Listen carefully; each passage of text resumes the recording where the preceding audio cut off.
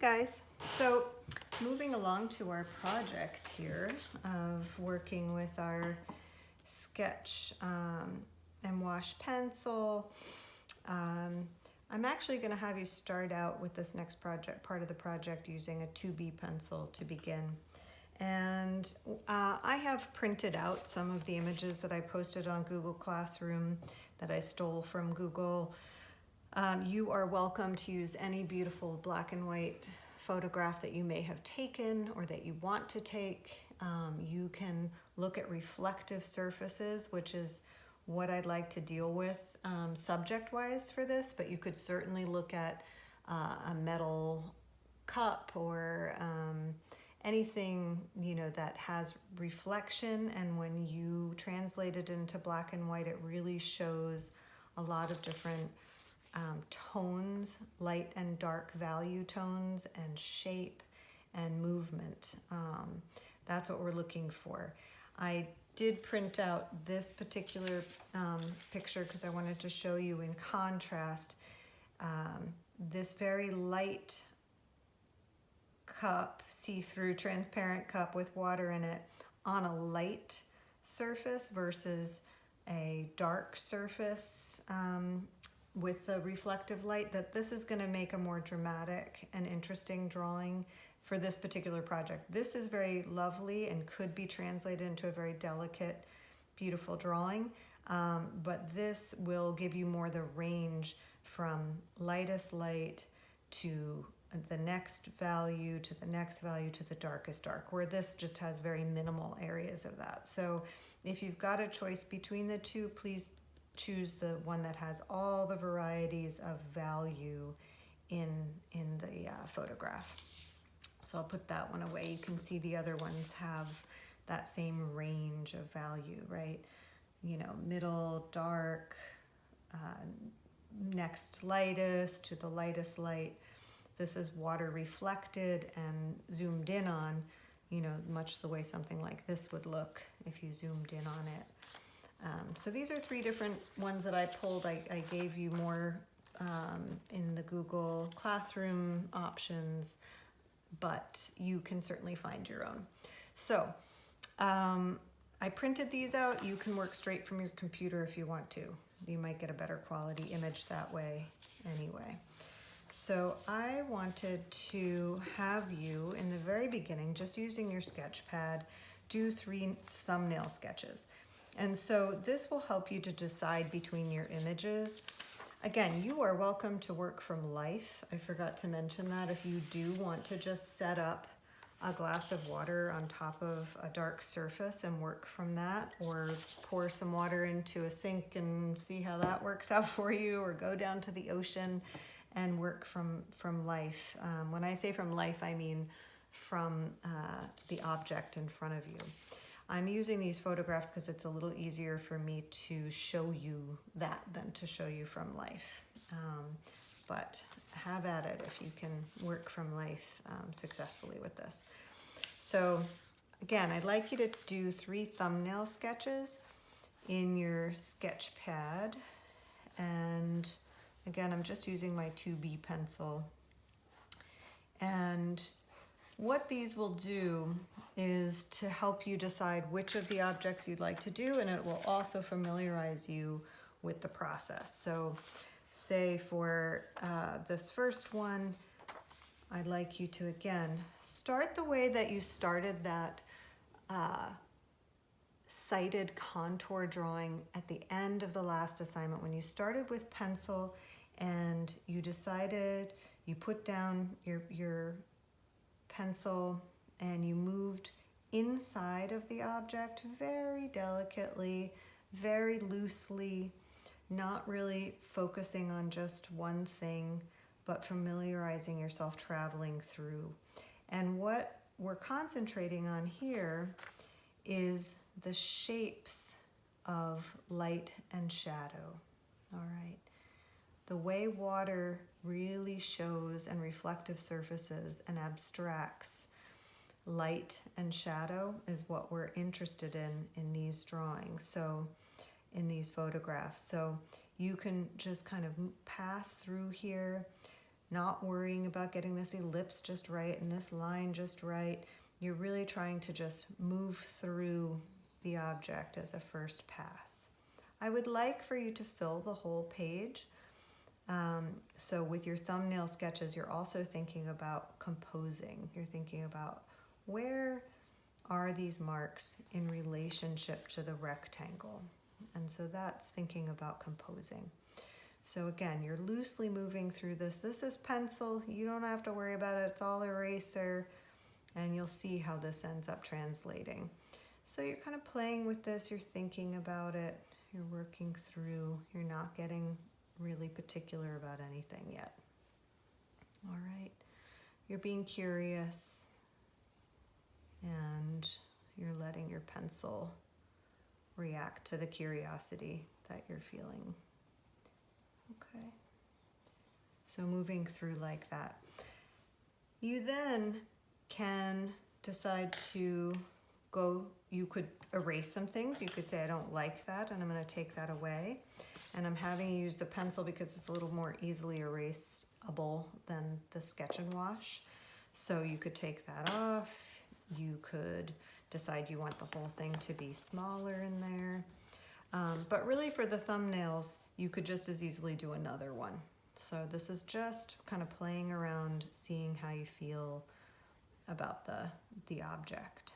All right, and seeing if you can concentrate on loosely bringing the shapes that you see on the interior of this particular subject. See if you can just move through the inside of it. All right. As you see some darker areas, you could start to build those areas up a little bit. But again, this is just an underdrawing. So then you can, if you've kind of decided you're okay with where that is, first look, we're good. You could kind of loosely erase some of that if you wanted to, and then move on to your Sketch and Wash. And so in this area, this phase of the thumbnail sketch, you're really also just deciding how this thing's going to work for your subject.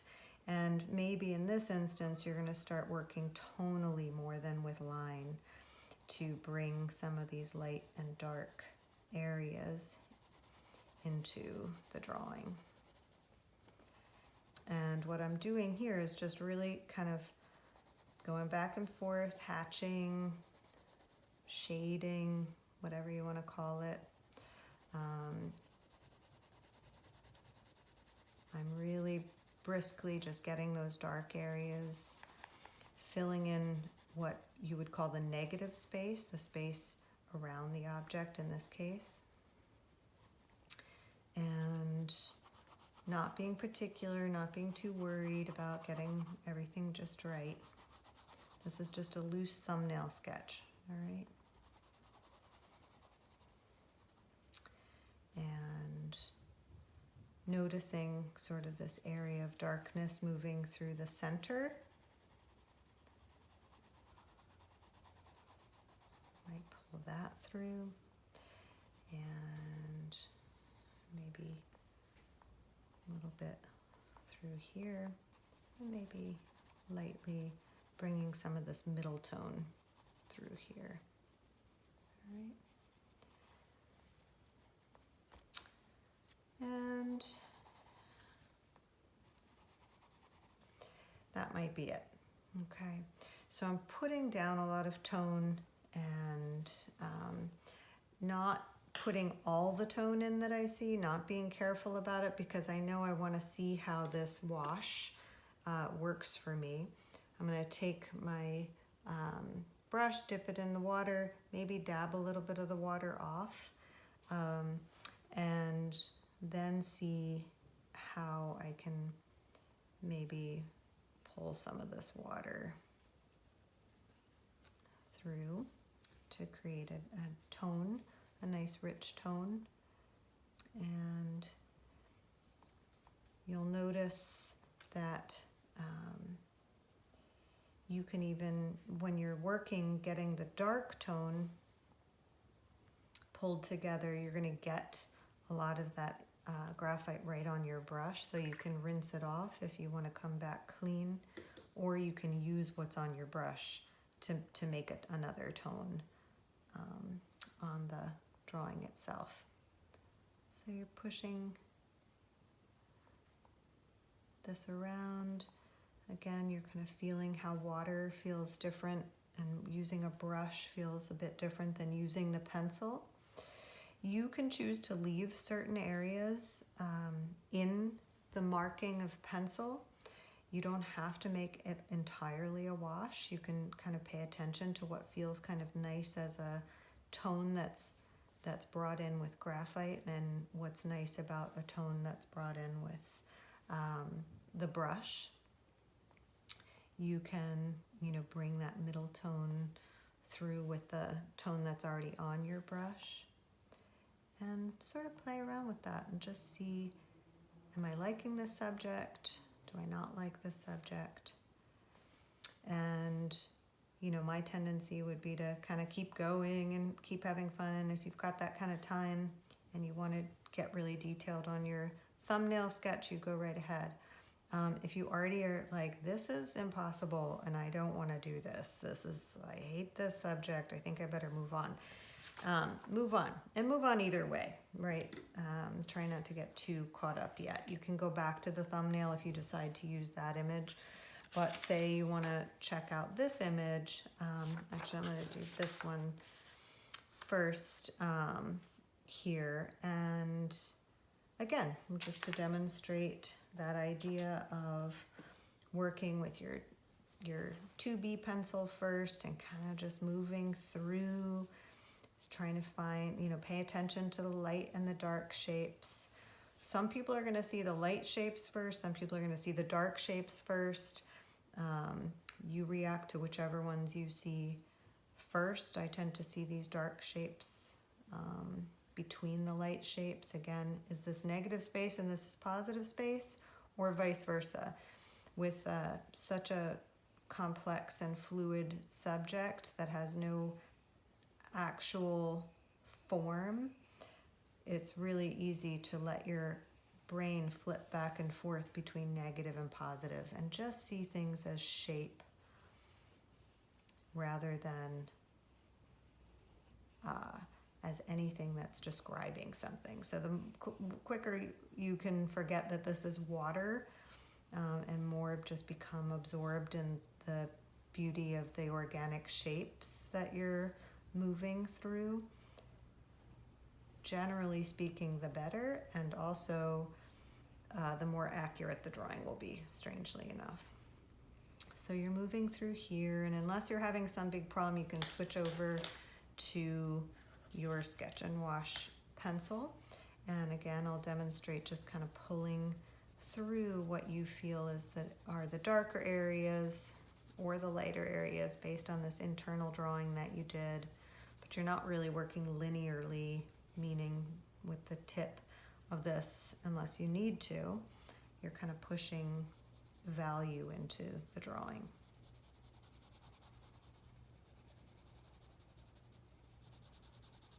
Okay. You can use kind of squiggly lines like this to build value if you want to. My hand tends to go for these like hatching marks, but that's not necessarily the only way that you can build. You can just lightly make things circular. You can go all over with line and build line and mass to make tone. Okay, so I'm lifting and going a little lighter when I want a lighter value, and I'm pressing harder when I want a darker value. All right. And I see that down at the bottom it gets quite dark, so I might be kind of bold with that area. All right. And we know that we can use some of that darkness up in here, so you don't have to feel like you're, not going to have an opportunity to work more dark into it if you don't have it. I will say that unless it's completely dry, you don't want to go back into it too much. And also, you can't really erase this so well.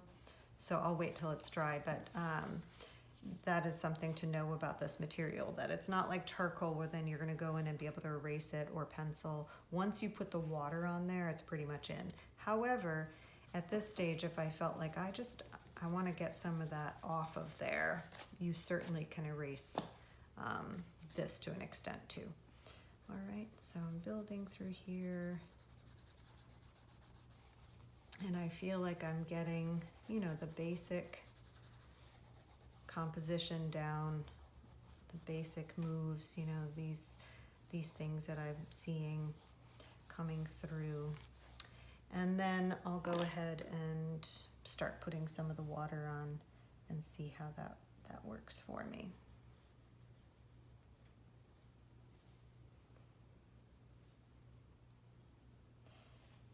And to me, this is very fun. Just using, I do tend to like this brush. You do have the fatter flat brush, but I don't think you're going to need it until you're working on a larger subject. All right, so keep kind of playing with this here. And with this paper, you know, not using too much water, not digging in too much. Maybe you want to get the brush completely cleared off as you come in and kind of play with.